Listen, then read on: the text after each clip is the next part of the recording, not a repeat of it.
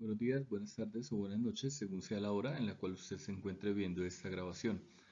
En esta segunda etapa vamos a hablar de las fases del diseño de una experiencia en realidad aumentada y específicamente acerca de los objetivos. Lo primero que tenemos que tener en cuenta es nuestros destinatarios. ¿A qué tipo de usuarios va a ir destinada esta actividad? Por ejemplo, si es una actividad que va a ser para niños de primaria, jóvenes de secundaria o, por ejemplo, ya de educación superior. En este caso, ¿a qué nivel? Es decir, si va a ser para semestres iniciales, semestres intermedios o último semestre. Esto teniendo en cuenta que nos va a determinar la dificultad técnica, el vocabulario técnico que debemos usar, la extensión de la experiencia, la accesibilidad por parte del estudiante y el tipo de recursos a usar, entre otros aspectos más. Para empezar, aquí cabe señalar la importancia de los objetivos del aprendizaje. Esto es basado en el estudio que hizo Jerome Bloom en la década de los 60 y va muy relacionado con lo que nosotros trabajamos hacia las competencias del ámbito cognitivo o disciplinar, del ámbito afectivo del saber ser y del ámbito psicomotor del saber hacer. Pues bien, a partir de esto, Bloom y sus colaboradores plantean lo que se denomina pues como la pirámide del conocimiento. Entonces acá podemos ver en un orden jerárquico cómo se manifiestan los procesos de pensamiento desde un orden inferior, como lo es el conocer, hasta un orden superior, que es el evaluar.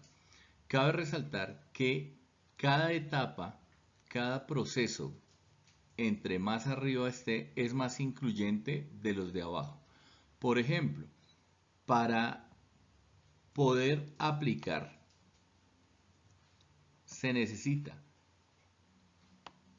poder comprender el concepto y haber conocido el concepto. Por eso es una jerarquía. En este caso, entonces tenemos la primera parte que es el conocimiento. Esta es la etapa más básica y su principal objetivo es recordar conceptos, recordar teorías o hechos específicos, los cuales se han trabajado previamente. En este punto, lo principal es recordar la información por parte del estudiante. Esta es la etapa más baja del nivel de un resultado de aprendizaje y está relacionada en el dominio cognitivo para el estudiante. Después de la que el estudiante conoce, viene la etapa de la comprensión.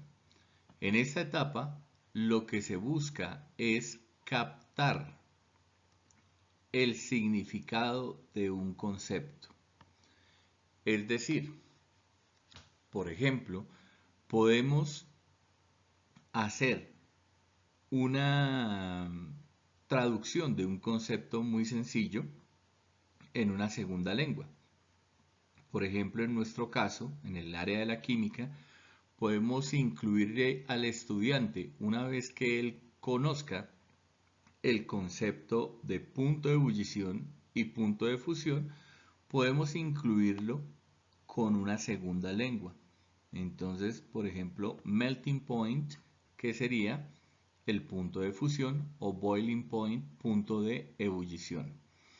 También lo podemos hacer, por ejemplo, de palabras a una fórmula. Cuando yo le digo al estudiante que la densidad es la relación de la masa de un objeto y el volumen que éste ocupa, pues puedo pasar esa expresión, decir que densidad es la relación entre la masa. Cuando yo le hablo de relación, hablo más o menos para que ellos lo entiendan a manera de una división. También podemos que el estudiante explique el concepto o lo resuma y realice posibles inferencias a partir de alguna de estas variables para predecir alguna consecuencia o un efecto. Este punto es un poco más allá del simple recuerdo del concepto. Es el nivel más bajo de la comprensión. Una vez que el estudiante haya comprendido, pasamos al nivel de la aplicación. En este punto, la aplicación es referente a la capacidad de utilizar el material que hemos aprendido con ellos en situaciones nuevas y concretas. Por ejemplo, en una práctica de laboratorio.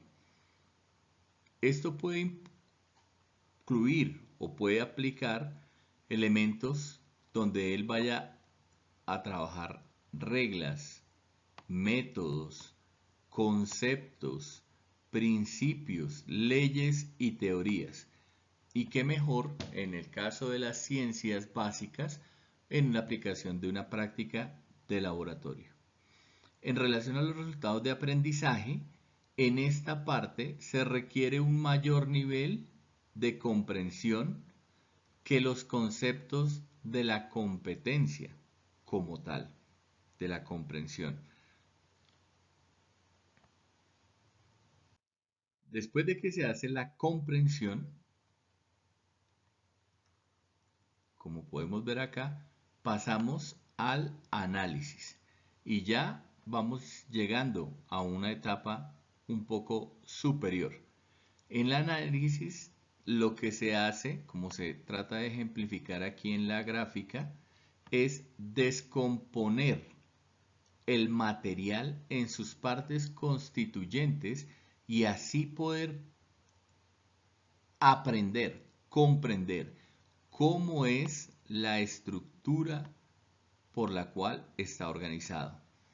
Esto puede, por ejemplo, incluir el identificar las partes del todo, analizar las relaciones que hay entre estas partes y reconocer los principios que están involucrados en su organización. Si se relaciona con los objetivos de aprendizaje, con los resultados de aprendizaje, aquí se desarrolla o se apunta a un nivel intelectual mucho más alto que la comprensión y que la aplicación, ya que se requiere una comprensión tanto del contenido en la forma como en el fondo de lo que se está estudiando. Después del análisis viene la síntesis. En la etapa anterior, en el análisis, se descomponía el todo.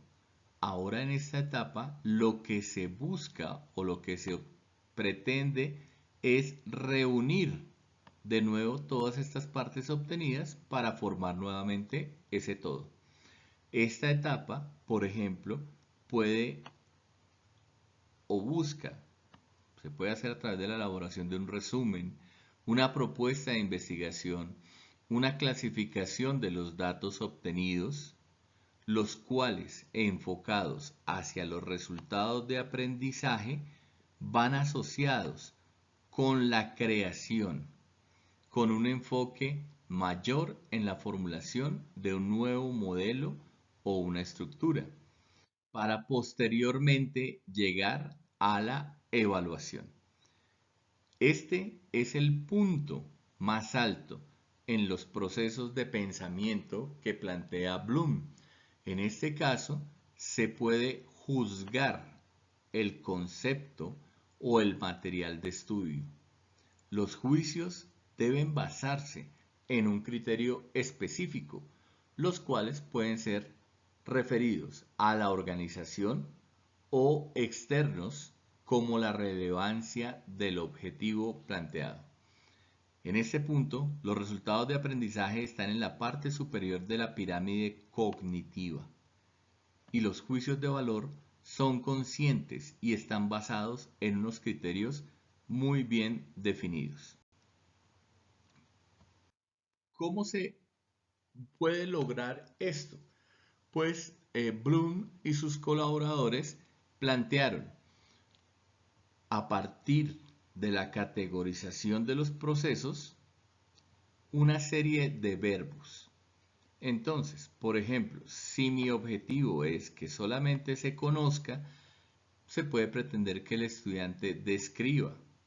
Por ejemplo, que el estudiante identifique, que nombre y así sucesivamente con otros verbos que aquí aparecen.